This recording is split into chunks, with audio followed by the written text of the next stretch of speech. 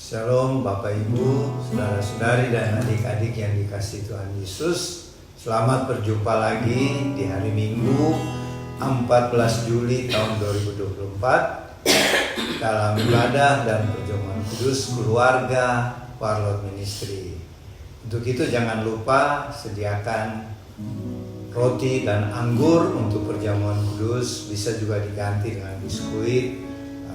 Anggur bisa juga diganti dengan sirup atau teh. Dan untuk itu mari kita berdoa.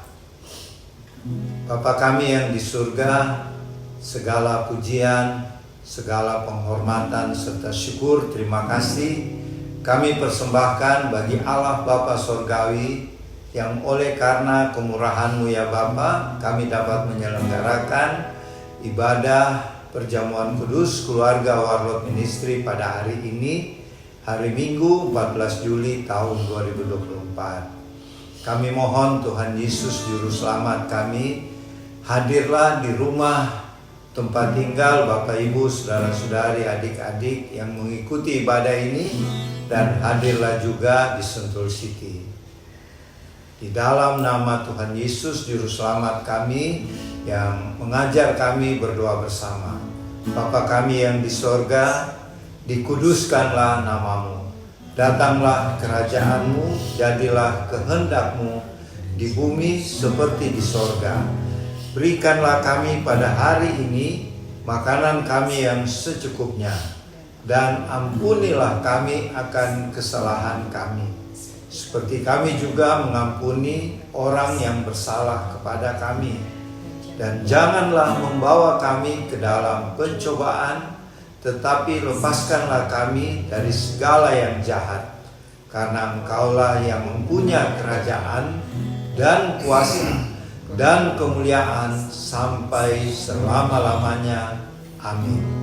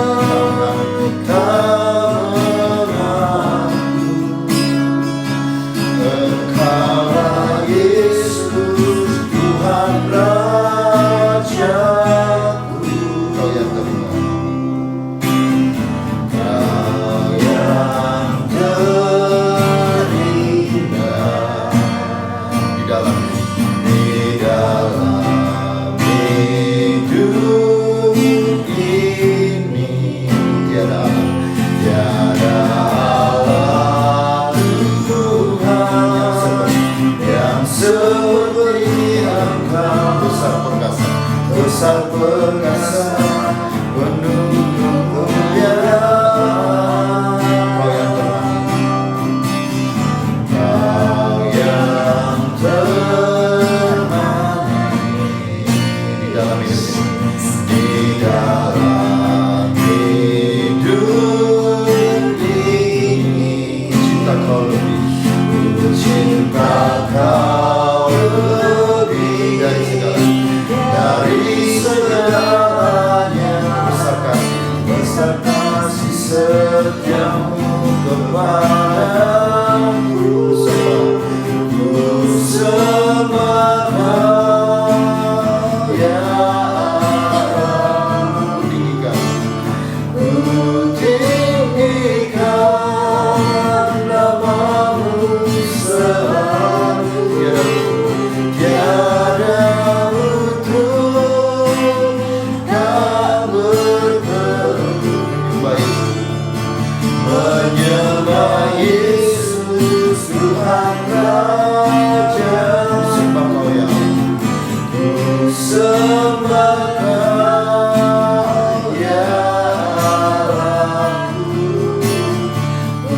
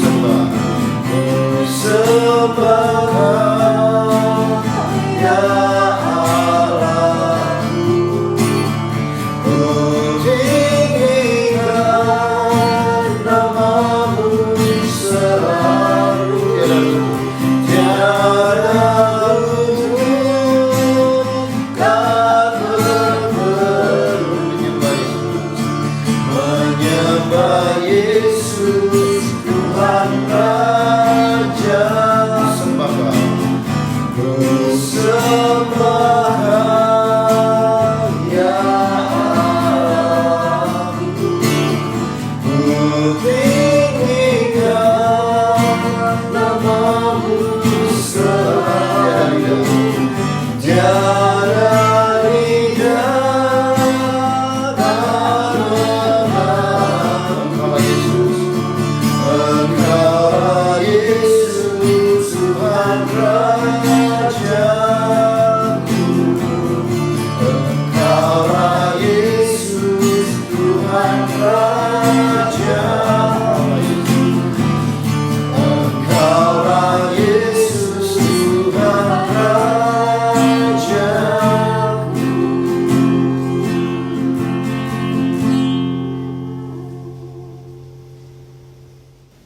Bapak Ibu, saudara-saudari, adik-adik yang dikasihi Tuhan, kini saatnya kita akan masuk dalam pemberitaan firman Tuhan. Untuk itu sediakanlah pembacaan firman dari kitab Injil Matius pasal 17. Kita baca dari ayat 24 sampai 27. Kitab Injil Matius pasal 17, kita baca dari ayat 24 sampai dengan ayat 27. Mari kita berdoa, mohon pimpinan Allah Roh Kudus. Kita berdoa. Bapa Surgawi, terima kasih buat waktu dan kesempatan yang sangat-sangat berharga, di mana Tuhan memberikan kami kesempatan untuk menyampaikan firman-Mu, di mana firman-Mu adalah pedoman, kekuatan, bahkan berkat bagi kami semuanya. Untuk itu Tuhan, urapilah kami semuanya, baik hamba-Mu yang akan menyampaikan firman-Mu, maupun kami yang mendengarkan, supaya firman-Mu tidak lalu begitu saja, tetapi dapat kami mengerti dan kami lakukan dalam kehidupan kami sehari-hari. Berfirmanlah ya Bapa, kami siap mendengarkan, merenungkan, dan melakukannya. Di dalam nama Tuhan Yesus. Amin.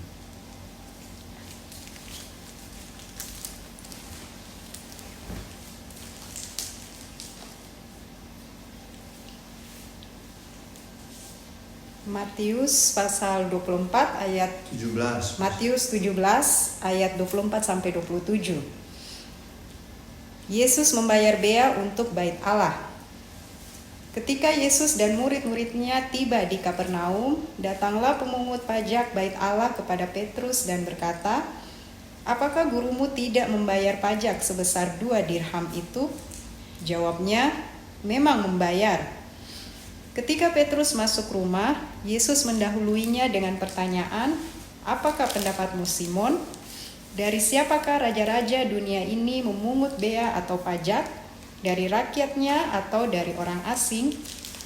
Jawab Petrus, "Dari orang asing." Lalu kata Yesus kepadanya, "Jadi bebaslah rakyatnya. Tetapi supaya jangan kita membuat mereka gusar, pergilah memancing ke danau.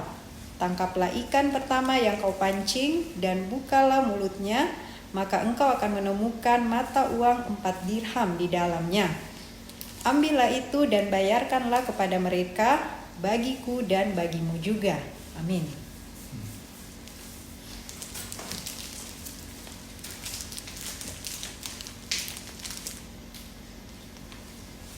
Bapak Ibu, saudara-saudari, adik-adik yang dikasih Tuhan, apa yang kita baca tadi adalah tentang bagaimana Petrus didatangi oleh seorang petugas dari bait suci, jadi bukan dari pemerintah Romawi ya, yang menanyakan apakah Tuhan Yesus gurunya, rabinya Petrus itu selalu membayar bea atau pajak untuk bait suci. Nah, Bapak Ibu saudara-saudari yang dikasih Tuhan, pajak atau bea bait suci ini adalah pajak yang ditarik oleh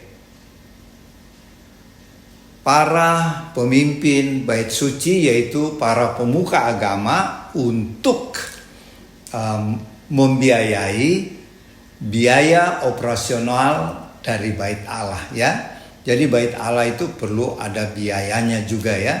Sehingga para pemimpin agama, yaitu para ahli Taurat, orang Farisi, menentukan bea pajak bagi semua orang Israel pada waktu itu berdasarkan ketentuan yang diperintahkan Tuhan kepada Musa waktu masih di padang gurun. Yaitu kalau kita lihat di kitab Keluaran pasal 30, kalau kita baca mulai dari ayat 14 sampai 16, di situ dikatakan bahwa setiap orang Israel yang berumur 20 tahun ke atas harus membayar pajak tabernakel. Waktu itu bukan bait suci ya, masih kemah suci kan, masih di padang gurun. Yaitu sebesar setengah sikal. Setengah sikal itu kalau di zaman Tuhan Yesus menjadi 2 dirham ya. Jadi peraturan yang Tuhan Allah buat ini, yang diperintahkan kepada Musa masih di padang gurun ini ya, itu tetap berlaku sampai pada zaman Tuhan Yesus ya. Tetapi namanya disebut pajak bait Allah, bukan lagi pajak untuk kemah suci ya. Jadi pada saat itu si petugas dari bait Allah datang tanya kepada Petrus, "Apakah gurumu, rabimu selalu membayar bea atau pajak bait suci?" Langsung Petrus berkata, "Memang bayar," karena Petrus tahu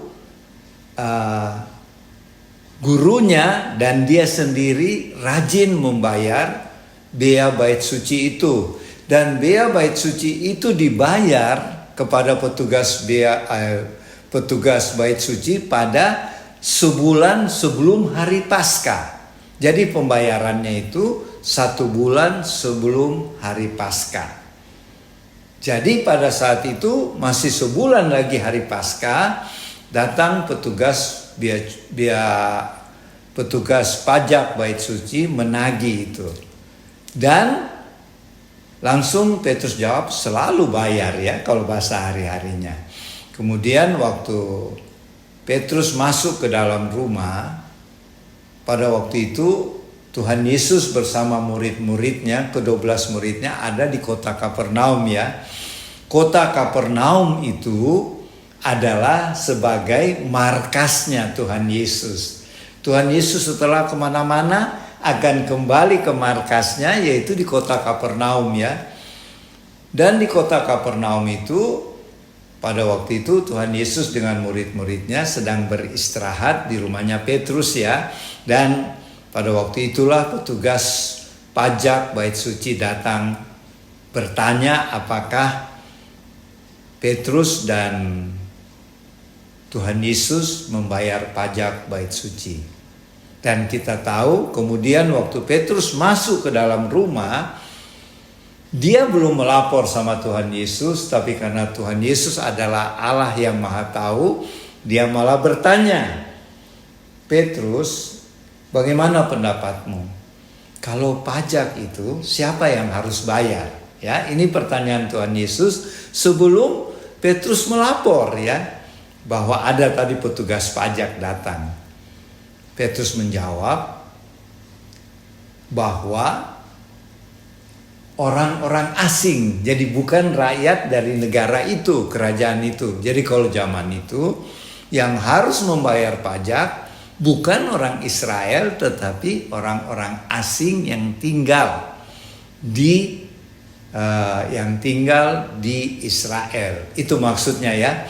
Tetapi di situ Bapak Ibu saudara-saudari adik-adik harus mengerti, Tuhan Yesus sudah menyiratkan, ada tersirat bahwa dia sebenarnya berkata gini, saya ini kan Mesias anak Allah, dan bait Allah itu adalah rumah Bapakku. Jadi sebenarnya tidak perlu saya membayar pajak bait Allah. Karena yang punya rumah atau bait Allah itu adalah Allah Bapa. Dan dia, Tuhan Yesus adalah anak Allah. Jadi itu sebenarnya tersirat di situ, bahwa sebenarnya Tuhan Yesus tidak perlu bayar ya. Tetapi Tuhan Yesus berkata selanjutnya, tetapi janganlah menjadi batu sandungan.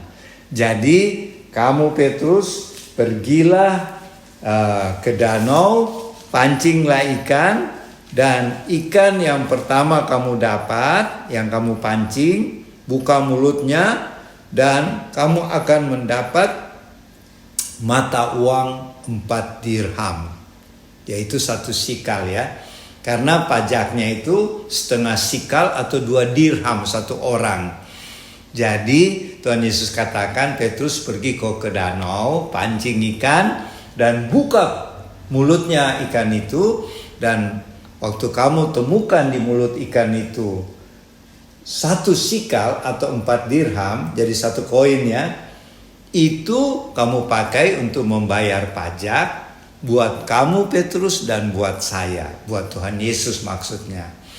Jadi di sini kita bisa lihat ada beberapa hal yang bisa jadi pelajaran buat kita ya.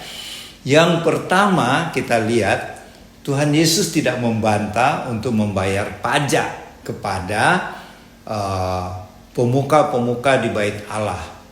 Jadi kita juga sebagai warga negara Indonesia yang baik, marilah kita juga tetap taat membayar pajak kepada pemerintah, dan juga membayar hal-hal yang menjadi kebutuhan gereja kita, untuk baik untuk pemeliharaan gereja maupun untuk biaya operasional gereja. Ya, itu tentu kita lakukan pada waktu memberikan persembahan atau kolekte ya. Jadi Tuhan juga pernah katakan waktu ditanya oleh ahli-ahli Taurat yang mau mencobai Tuhan Yesus, apakah kita harus membayar pajak? Tuhan Yesus jawab apa?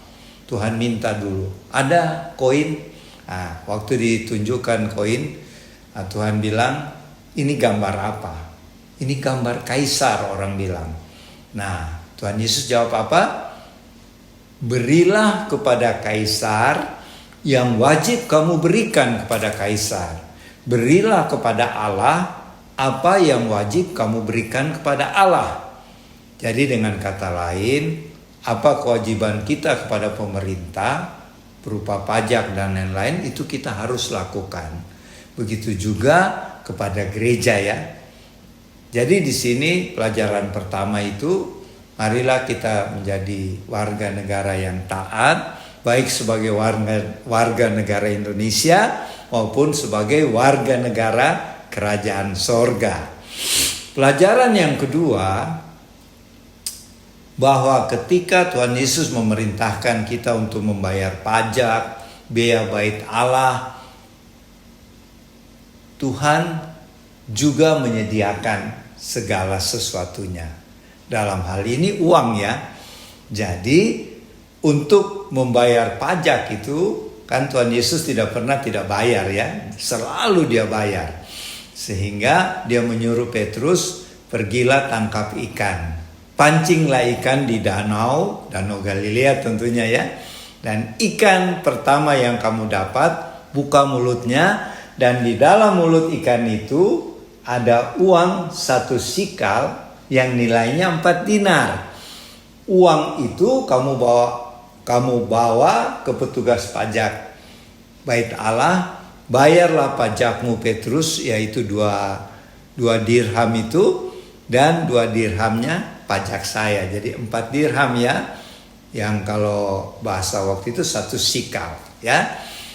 Nah, pertanyaannya sekarang, jadi 11 murid yang lain bagaimana? Kan ini cuma Tuhan Yesus suruh bayar, Petrus dan Tuhan Yesus. Nah, ini kita harus kembali di kitab Keluaran 30 ayat 14 sampai 16. Di situ Tuhan Allah memerintahkan Musa untuk membayar pajak kemah suci yang zaman Tuhan Yesus jadi pajak bait Allah, yaitu yang berumur 20 tahun ke atas. Petrus pada waktu cerita ini usianya sudah 21 tahun. Jadi Petrus sudah berusia 21 tahun, jadi harus bayar ya. Karena Tuhan memberikan peraturan setiap orang Israel yang 20 tahun ke atas harus bayar pajak bait Allah ya. Nah, sedangkan Petrus sudah 21 tahun, jadi dia harus bayar. Kalau Tuhan Yesus jelas ya, 30 tahun. Kan dia mulai menjadi rabi atau mengajar di umur 30 tahun ya. Dan dia disalib pada umur 33 tahun. Jadi bagaimana dengan 11 murid? Karena Tuhan suruh bayar cuma 2 orang. Petrus dan Tuhan Yesus sendiri. 4 dirham jadinya. Kenapa? Karena 11 murid itu belum cukup umur 20. Jadi belum dikenakan bea atau pajak bait Allah. Dan memang menurut penyelidikan ahli kitab suci, murid-murid Tuhan Yesus itu yang paling tua adalah Petrus. Dan Petrus waktu itu berumur 21 tahun ya. Jadi waktu Tuhan Yesus disalib, Petrus sudah umur 24 tahun. Murid-murid yang lain paling tinggi umur 18 tahun. Paling tinggi. Yohanes malah masih 15 tahun. Yohanes yang penulis kitab Injil ya.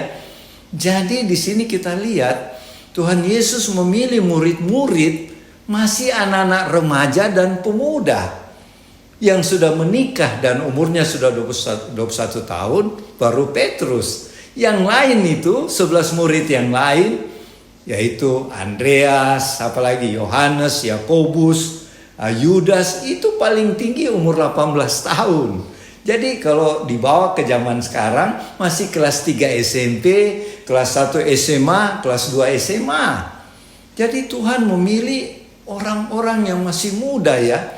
Cuma mungkin kita jadi tertipu dengan gambar-gambar murid-murid yang sudah jenggotan ya.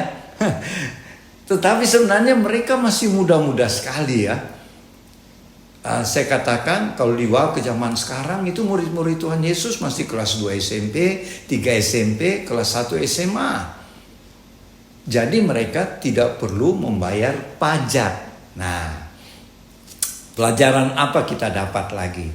Bahwa jangan kita waktu mendapat panggilan gereja untuk melayani Tuhan, wah, ada yang menjawab begini, wah saya masih terlalu muda, saya belum pantas. Tidak boleh berkata begitu ya. Kalau Tuhan sudah pilih, Tuhan sudah panggil, terima. Murid-murid Tuhan juga kan sebenarnya tidak ada yang layak menjadi murid Tuhan ya kalau diseleksi.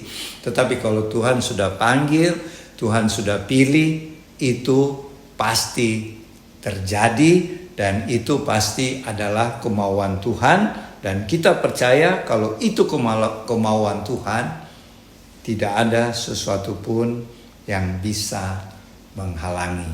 Jadi marilah kita laksanakan amanat agung Tuhan Yesus, yaitu memberitakan Injil kepada siapa saja, kapan saja, dan di mana saja. Kita percaya pasti Tuhan menyediakan segala sesuatu. Seperti waktu Tuhan suruh Petrus membayar bea bait suci, Tuhan sediakan, yaitu melalui penangkapan ikan. Waktu Tuhan menyuruh Petrus pancing ikan, dan ikan yang pertama kamu tangkap, buka mulutnya, pasti ada uang di dalamnya. Di sini kita lihat ada mujizat lagi ya, bahwa kalau Tuhan menyuruh, Tuhan pasti sediakan. Termasuk dalam hal ini uang, ya. Dan sebagai pengetahuan, ikan yang ditangkap oleh Petrus adalah ikan tilapia ya, tilapia. Kalau sekarang itu namanya ikan Petrus ya. Kalau Bapak Ibu saudara-saudari pergi ke Israel, kalau dibilang mari silakan coba kalau di rumah makan ya, ini ikan Petrus. Itulah ikan yang ditangkap Petrus waktu menemukan uang untuk bayar pajak itu. Sehingga ikan itu dinamakan selanjutnya ikan Petrus ya, itu sejarahnya. Tetapi sebenarnya ikan tilapia itu adalah, kalau di Indonesia namanya ikan mujair ya, ikan nila atau ikan mujair. Jadi dari firman Tuhan hari ini kita bisa ambil pelajaran. Satu, taatilah apa yang ditetapkan pemerintah, apa yang ditetapkan oleh Tuhan melalui gereja, dan percayalah pasti ada mujizat ketika kita melakukan perintah Tuhan. Ya. Dan demikianlah, semoga firman Tuhan kali ini menjadi berkat, dan selanjutnya nanti Oma Palar yang akan melengkapi. Tuhan Yesus memberkati. Shalom. Selamat siang Bapak Ibu, saudara-saudari, teman-teman Warlot.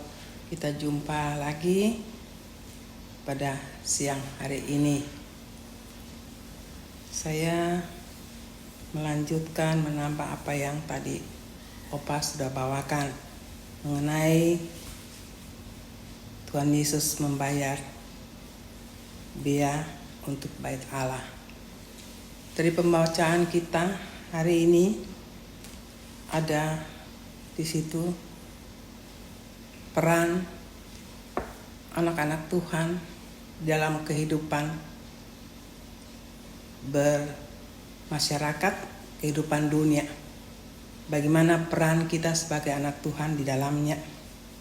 Kita turut ambil bagian di dalam kehidupan dunia ini, yaitu membayar bea untuk kehidupan memelihara bait Allah. Itu termasuk kita di dalamnya anak-anak Tuhan. Ada pekerjaan-pekerjaan dunia yang bersangkut paut juga dengan Tuhan. Di dalam kehidupan kita bermasyarakat, di situ Tuhan ada di situ. Kita untuk kesimpulan kita memikirkan, menyimpulkan bahwa Tuhan di dalam segi kehidupan kita, dimanapun kita berada, kita beraktivitas, di situ Tuhan berperan. Sekarang menjadi pertanyaan pada kita, apakah peran kita di situ mendapat sesuatu yang berguna untuk dunia, secara dunia, atau berguna untuk Tuhan? Atau kita memikirkan dunia itu kita bawa untuk membawa Tuhan di situ. Sekarang pilihan kita yang mana? Tetapi pembacaan hari ini bahwa Tuhan juga waktu hidup di dunia sebagai manusia ikut perannya di dalam kehidupan dunia. Bukan berarti Tuhan. Waktu itu kita harus punya pemikiran dulu bahwa Tuhan adalah manusia 100%, tapi hidupnya hidup di dalam Tuhan. Dia tidak menampakkan secara nyata bahwa dia anak Tuhan, anak Allah, tetapi dari kehidupannya, siapapun yang mengenal Tuhan Yesus, yang mengenal kata itu belum ada Tuhan, tetapi mengenal Yesus, dia adalah seorang manusia biasa, tetapi nampak kehidupannya menampakkan kehidupan Tuhan di dalamnya, buah-buah kehidupan Tuhan, buah-buah roh di dalamnya. Nah, ini kita harus menyadari dulu, sehingga apapun yang dihadapi Tuhan Yesus waktu zamannya dia masih ada, semua bertitik tolak pikirannya, perbuatannya, sikapnya, tutur katanya adalah warna Tuhan sendiri, warna Tuhan Allah, warna buah-buah Tuhan, Roh Kudus. Sehingga waktu pembacaan hari ini, Petrus yang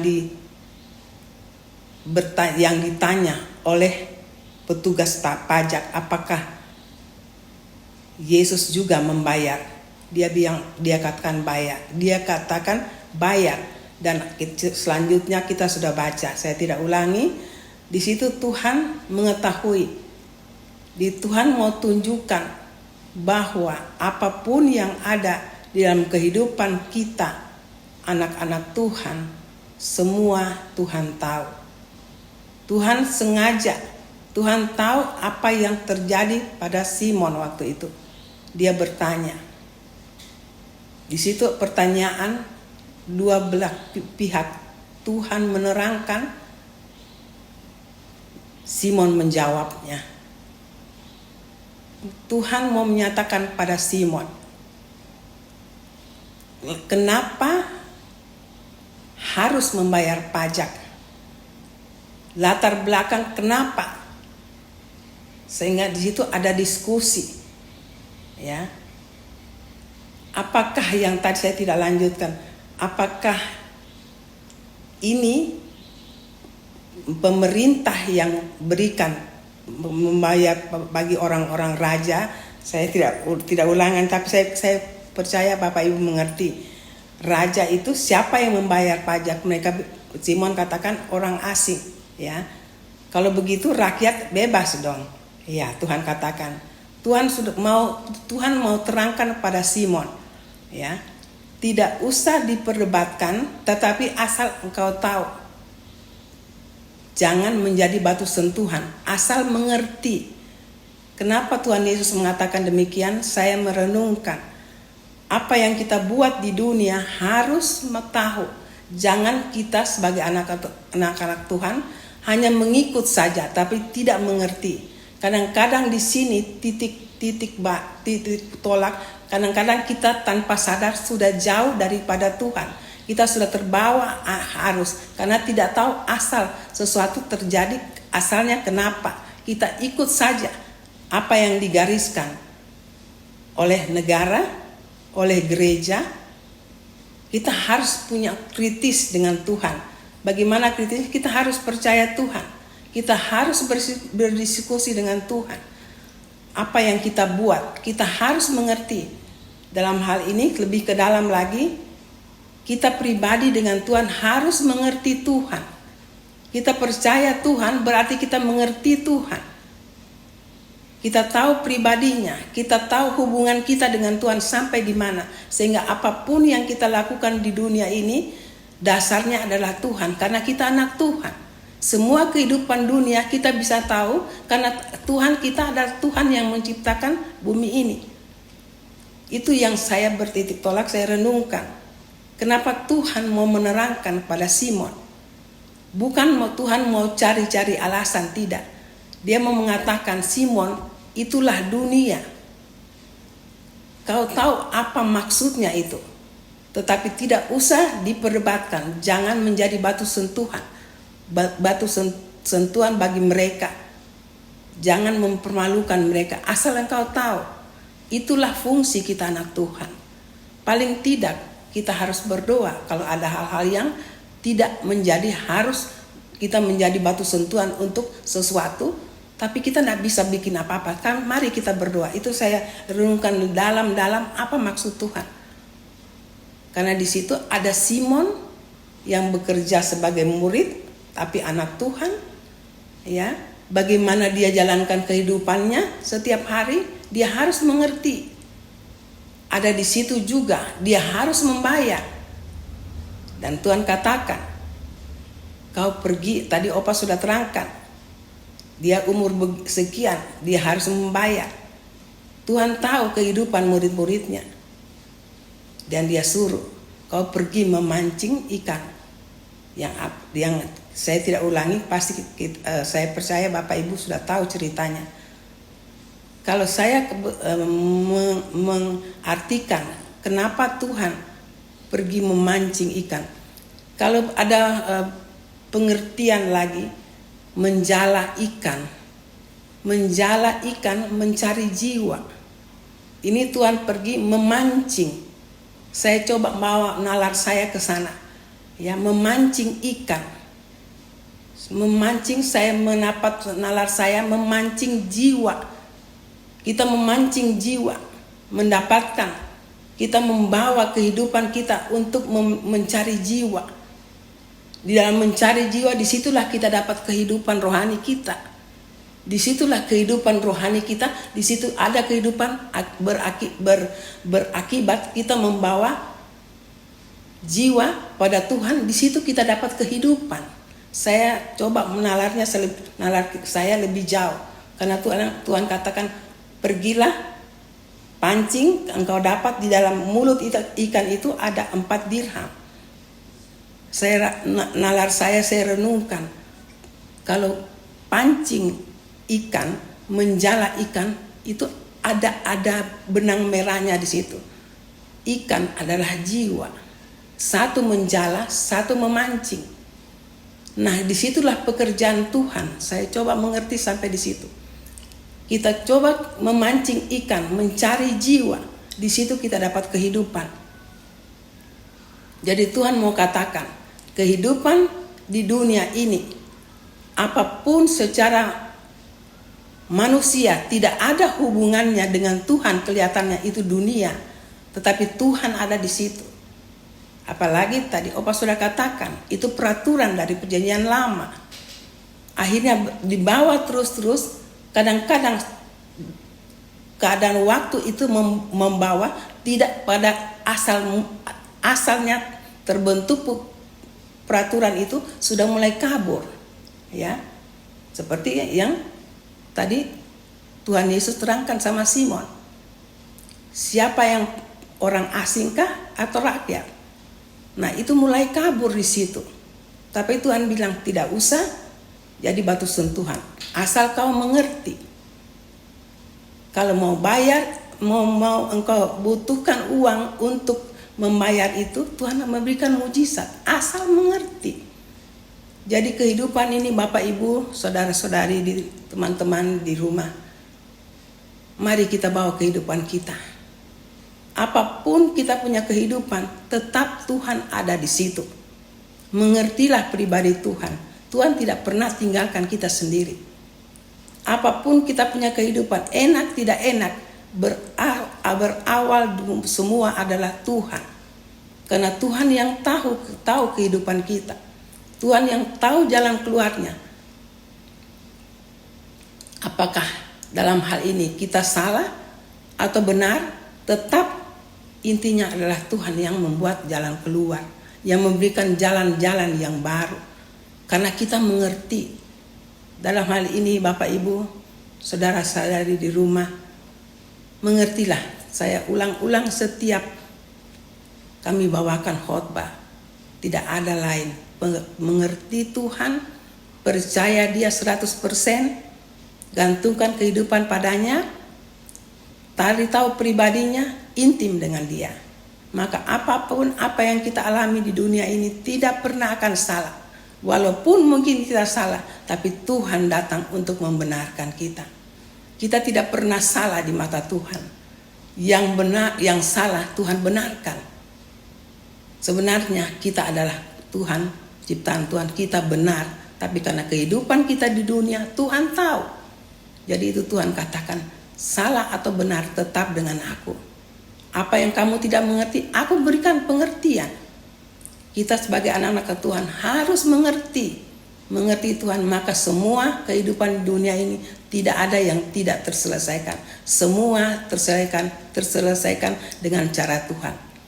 Hanya itu firman yang kami bawa pada siang hari ini, kiranya Bapak Ibu bisa mengerti bahwa kehidupan di dalam dunia sekuler atau dunia rohani, Tuhan ada di situ dan Tuhan akan membenarkan apa yang salah dan Tuhan akan memberikan pengertian lebih dalam.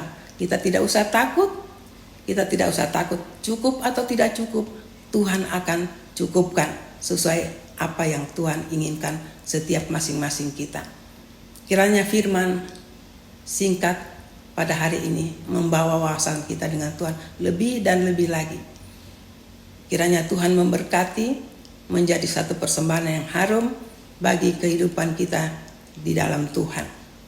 Sampai kita bertemu lagi minggu depan, Tuhan Yesus memberkati. Amin. Bapak Ibu, saudara-saudari, adik-adik yang dikasihi Tuhan, setelah tadi kita mendengarkan pemberitaan firman Tuhan, dan kini saatnya kita melaksanakan perjamuan kudus. Untuk itu, marilah kita berdoa. Bapa di surga, terima kasih buat firman-Mu yang sudah ditaburkan tadi tentang bagaimana kami sebagai umat-Mu taat pada pemerintah dan juga kepada gereja di mana kami beribadah. Dan saat ini Bapa, kami akan melakukan perintah Tuhan Yesus, yaitu perjamuan kudus. Untuk itu, berkatilah, kuduskanlah roti dan anggur perjamuan kudus yang ada pada Bapak Ibu, saudara-saudari dan adik-adik di tempat tinggal masing-masing. Berkati juga roti dan anggur perjamuan kudus yang ada di Sentul City. Dan untuk itu sekali lagi kami mohon, ampunilah dosa salah kami Bapa. Kami juga mengampuni sesama kami, dan kuduskanlah kami dengan darah anak domba Allah, sehingga kami layak menerima roti anggur perjamuan kudus saat ini. Dalam nama Tuhan Yesus. Amin.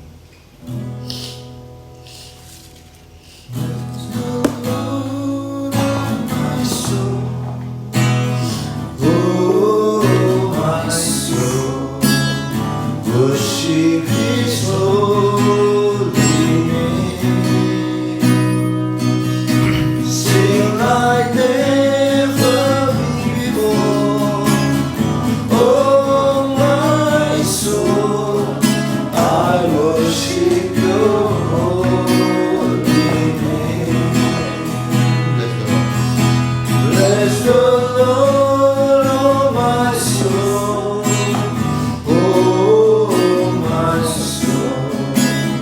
Worship His holy name.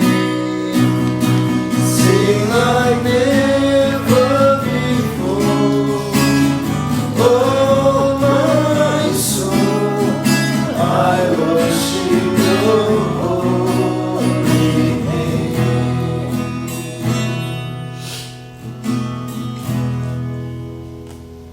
Kalau di roti perjamuan kudus pada Bapak Ibu, saudara-saudari, adik-adik ada firman Tuhan, silakan dibaca.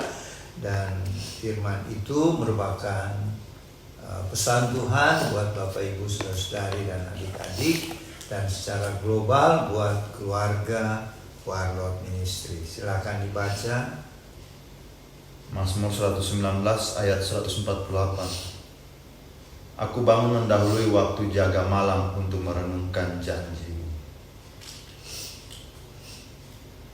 Mazmur 59 ayat 17b. Engkau telah menjadi kota bentengku, tempat pelarianku pada waktu kesesakan. Mazmur 121 ayat 3, Dia tak akan membiarkan kakimu goyah, penjagaanmu tidak akan terhenti. Roma 8 ayat 31b. Jika Allah di pihak kita, siapakah yang akan melawan kita? Jadi pesan secara global ya. Pertama-tama apa tadi? Aku bangun Ya, mendahului. itu pemazmur mengingatkan kita untuk supaya kita rajin berdoa ya.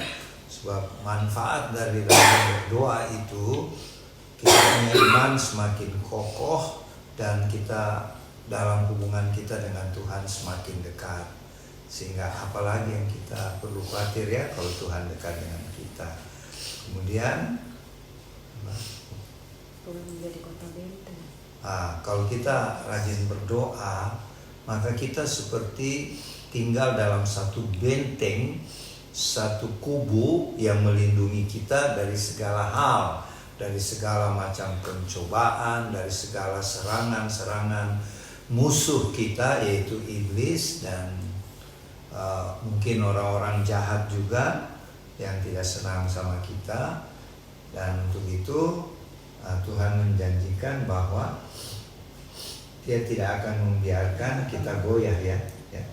Kita karena kalau kita rajin berdoa, Tuhan akan membentengi kita, melindungi sehingga kita tidak akan goyah, kita tidak akan terpengaruh oleh serangan model apapun. Dan ditutup dengan kalau Allah di pihak kita, siapa yang bisa melawan kita? Jelas tidak ada ya. Karena Allah itu adalah Allah yang maha kuasa dan yang ajaib.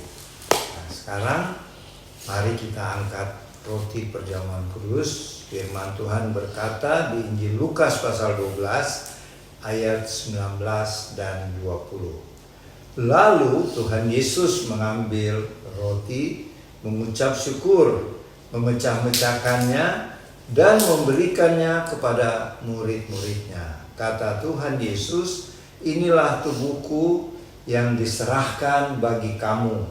Perbuatlah ini menjadi peringatan akan aku. Kita ucapkan dengan iman ya. Inilah roti perjamuan kudus yang adalah tubuh anak domba Allah yang kudus dan suci. Kami terima dengan iman dalam nama Tuhan Yesus. Silakan makan dalam nama Tuhan Yesus.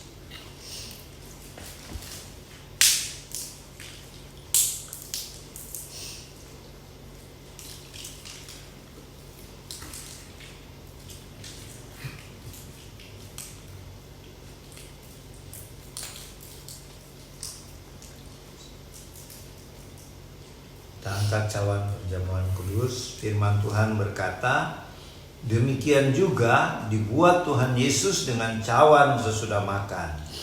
Tuhan Yesus berkata, cawan ini adalah perjanjian baru oleh darahku yang ditumpahkan bagi kamu.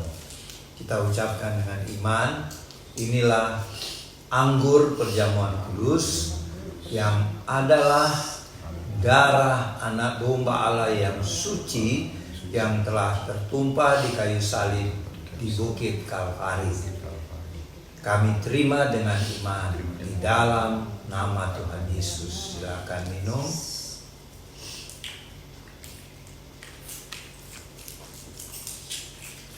Mari kita sambut dengan pujian sebagai ungkapan syukur kita.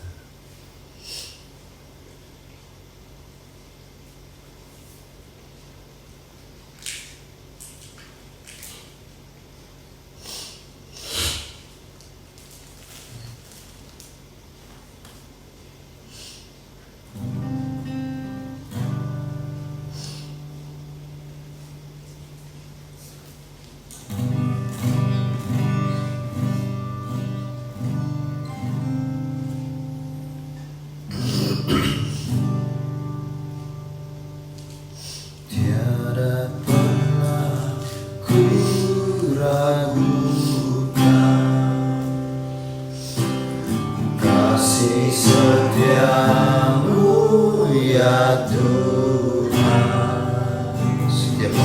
Setiap waktu dalam hidupku tak pernah kau tinggalkan. Meski langit tampak suram, awan gelap pun menghadap, hadapi badai, lewati gelombang, tak pernah kau tinggalkan diriku.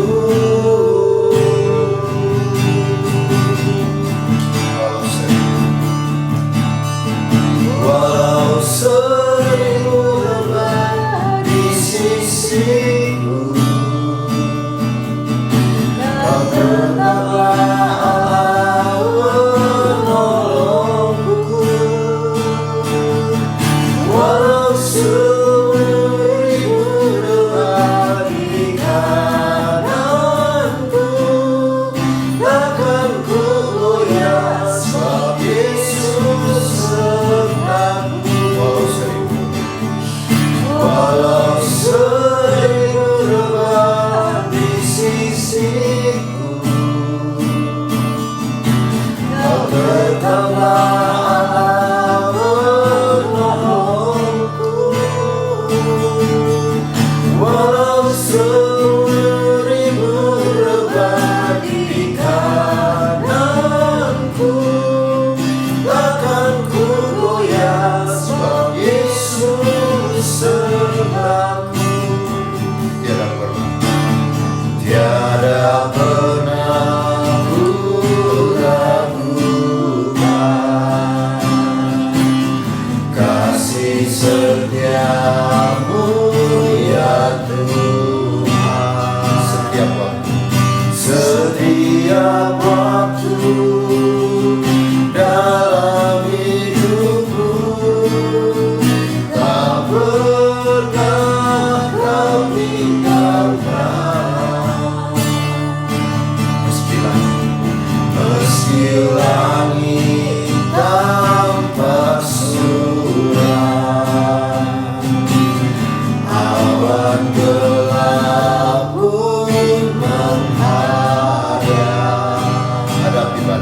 hadapi badai, lewati gelombang, tak pernah kau tinggalkan diriku.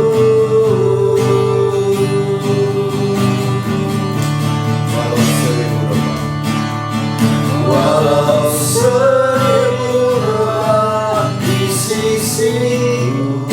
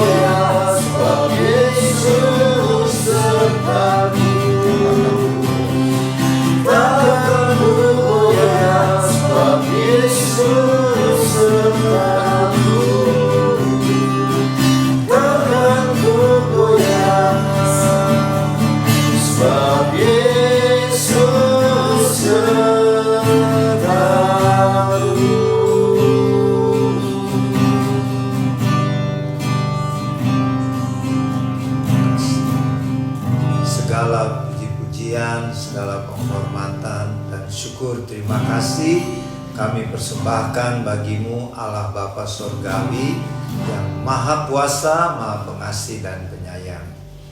Sebab janjimu Tuhan, kami tidak perlu takut akan segala terpaan badai kehidupan ini, karena kami punya Allah yang adalah kota benteng kubu pertahanan kami, sehingga sekalipun di sebelah kiri dan kanan kami banyak yang rebah oleh karena serangan-serangan dari musuh-musuh kami ataupun karena penyebab lainnya, tetapi kami tidak perlu takut karena kami percaya Allah yang Maha Kuasa menyertai, melindungi, dan menolong kami.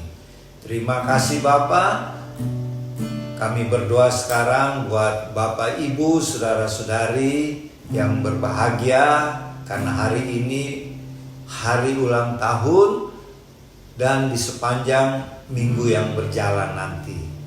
Kiranya Tuhan memberkati, mengaruniakan panjang umur, tetap sehat-sehat dan berhasil di dalam studi yang masih dalam studi, dan semakin dipromosi bagi yang sudah bekerja dan yang sedang berbisnis. Kiranya Tuhan tingkatkan terus omset dari bisnisnya. Sempurnakanlah sukacita kebahagiaan ini Tuhan. Terima kasih Bapa. Berkati juga yang pada hari ini mungkin melaksanakan hari pernikahan atau memperoleh berkat-berkat Tuhan yang luar biasa. Kiranya Tuhan memberkati, menyempurnakan sukacita yang Tuhan karuniakan kepada Bapak Ibu, saudara-saudari yang mengalaminya. Terima kasih Bapak. Kami berdoa sekarang buat Bapak Ibu, saudara-saudari yang sedang dalam permasalahan, yang ada dalam keadaan sakit, yang sedang dirawat di rumah ataupun di rumah sakit. Tuhan kiranya oleh kuasa Roh Kudus dalam nama Tuhan Yesus terjadilah kesembuhan bagi Bapak Ibu, saudara-saudari yang sedang sakit saat ini. Sakit apapun, kuasa nama Tuhan Yesus sanggup menyembuhkan. Terima kasih Bapa yang berada dalam permasalahan-permasalahan karena masalah keuangan, masalah pekerjaan, masalah pelayanan, masalah keluarga, dan masalah apa saja. Berikanlah solusi yang terbaik ya Allah Roh Kudus, karena Engkaulah Tuhan tempat kami mencari jawaban. Terima kasih Bapa. Kami berdoa sekarang buat pemerintah bangsa kami. Berkatilah Bapak Presiden Joko Widodo sekeluarga, Bapak Wakil Presiden Kiai Haji Ma'ruf Amin sekeluarga, dan semua pejabat-pejabat pemerintah bangsa kami, baik yang bekerja di bidang sipil, bidang militer, dan kepolisian. Kiranya Tuhan mencurahkan roh takut akan Tuhan, hikmat dari sorga, sehingga dalam memerintah bangsa kami menjalankannya dengan pemerintahan yang bersih, yang baik, sehingga dengan pertolongan-Mu Tuhan, bangsa kami Indonesia akan dipromosikan ke bangsa-bangsa lain, sehingga nama Tuhan dipermuliakan melalui bangsa kami Indonesia. Terima kasih Bapa, terima kasih. Berkatilah Bapak Ibu, saudara-saudari, adik-adik yang mengikuti ibadah perjamuan kudus ini. Kami percaya berkat Tuhan berlimpah atas Bapak Ibu, saudara-saudari, dan adik-adik.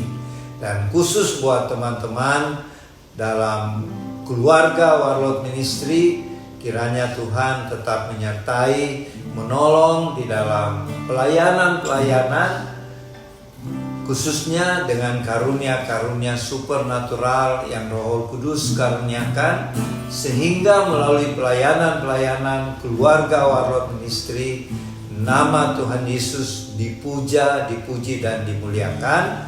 dan banyak jiwa-jiwa yang dimenangkan bagi Tuhan Yesus sebelum kedatangan Tuhan Yesus yang kedua kali. Terima kasih Bapa. Inilah beberapa permohonan kami. Kami percaya apa yang ingin kami sampaikan atau tidak juga kami utarakan, Tuhan akan menjawab doa-doa kami semuanya. Dan sebelum kami akhiri ibadah ini, kami mohon berkat daripadamu. Kiranya berkat-berkat dari Allah Bapa Surgawi yang berlimpah-limpah, kasih karunia Tuhan Yesus Kristus dan persekutuan dengan Allah Roh Kudus kiranya menyertai Bapak Ibu, saudara-saudari, adik-adik bersama keluarga masing-masing dan menyertai kami juga yang ada di Sentul City. Mulai hari ini sampai selama-lamanya di dalam nama Tuhan Yesus. Amin. Ibadah sudah selesai. Sampai jumpa lagi pada minggu depan tanggal 21 Juli tahun 2024. Shalom, Tuhan Yesus